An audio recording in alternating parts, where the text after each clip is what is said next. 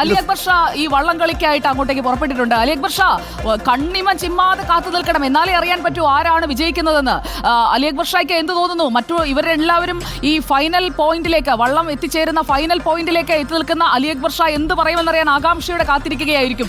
എങ്ങനെയാണ് അവിടെയുള്ള സജ്ജീകരണങ്ങൾ അലി?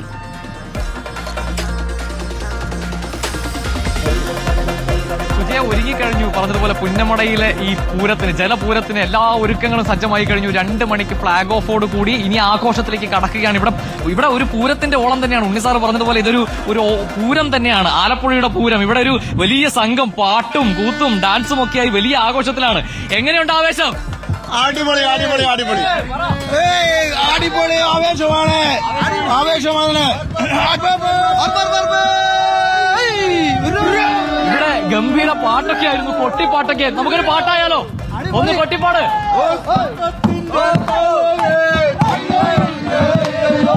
സമ്പത്തിന്റെ തലയിൽ താരക്കണ്ണ പോലെ കവിതയ്യം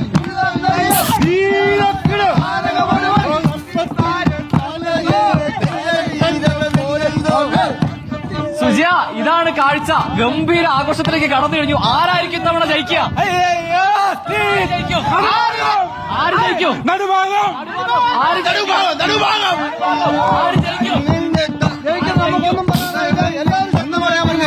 ശക്തമായ ടീം പറയുന്നു, എല്ലാ ശക്തമായ ടീം. വളരെ വിശാല മനസ്കരായ മനുഷ്യരാണ്. കാരണം എല്ലാവരെയും ഞങ്ങൾ സപ്പോർട്ട് ചെയ്യും. ജയിക്കുന്നതാരോ അവരെ ഞങ്ങൾ ഒരുപാട് സപ്പോർട്ട് ചെയ്യും. എല്ലാവർക്കും പൂർണ്ണ ആശംസകളുമായി ഇവിടെ ആഘോഷം ഗംഭീരമായി കടക്കുകയാണ്. ഒന്ന് ഊതിക്കേ, ഊത്.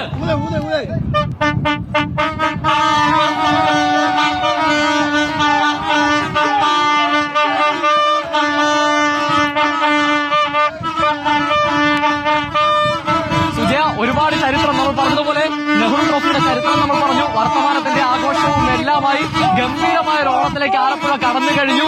ഇനി അങ്ങോട്ട് ജലപൂരം തന്നെയാണ്. ഉണ്ണിസാർ പറഞ്ഞതുപോലെ അപ്പുറത്ത് ടി വി പ്രസാദും ദിലീപ് ദേവസിയും എല്ലാവരും ഉണ്ട്.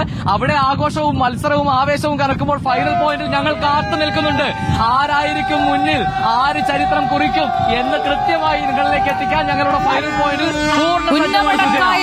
ഇത്തവണത്തെ രാജാക്കന്മാരായിരിക്കും? നെഹ്റു ട്രോഫി, ആ ട്രോഫി അങ്ങോട്ട് കയ്യിൽ കിട്ടുമ്പോഴുള്ള ആ ഒരു സന്തോഷം, അവരുടെ ആ ഒരു സന്തോഷവും ആവേശവും, അതിനായിട്ടുള്ള ദിവസങ്ങൾ നീളുന്ന പ്രയത്നമാണ് അല്ലേ ഉണ്ണി സാറേ?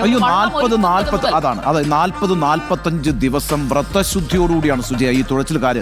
അവര് പിന്നെ ഈ പറയുന്ന രാവിലെ എഴുന്നേറ്റ് തന്നെ ഈ പരിശീലനങ്ങൾ ആരംഭിക്കും. അവർക്ക് വേണ്ടി മാത്രം ഒരു കര മുഴുവൻ ഉണർന്നിരിക്കും. അതായത് അവരുടെ ഭക്ഷണമൊക്കെ പാചകം ചെയ്യുന്നത് ആ കരക്കാരാണ്. അപ്പോൾ അവരുടെ മുഴുവൻ വിശ്വാസവും അവരുടെ മുഴുവൻ പ്രാർത്ഥനകളുമായിട്ടാണ് തുഴയെറിയാനായിട്ട് ഈ തുഴച്ചിലുകാർ വരുന്നത്. അപ്പം 40-45 ദിവസം നീണ്ടു നിൽക്കുന്ന പരിശീലനത്തിന് ശേഷം ആ വ്രതശുദ്ധിയോടുകൂടി വന്ന് തുഴയെറിയാൻ പോകുന്ന ആ മനുഷ്യരുടെയൊക്കെ മനസ്സിലെ നെഞ്ചിടിപ്പ് എന്ന് പറയുന്നത് ഒരു കരയുടെ അഭിമാനമാണ് ഒരു വള്ളം എന്ന് പറയുന്നത്. അപ്പോൾ ആ വള്ളത്തെ കൊണ്ട് ട്രോഫി ഉയർത്തുക എന്ന് പറയുന്നത് ഓരോ കുട്ടനാട്ടുകാരനും കാത്തിരിക്കുന്നൊരു ദിവസമാണ്. അതുകൊണ്ട് അതിവലിയ ആവേശത്തോടുകൂടിയാണ് ഇന്ന് ആലപ്പുഴക്കാർ. എനിക്ക് ഉറപ്പാണ് രാവിലെ 8 മണി മുതൽ പുന്നമടക്കായലിലെ ഈ ഗ്യാലറികളിലേക്ക് ആളുകളുടെ ഒഴുക്കായിരിക്കും.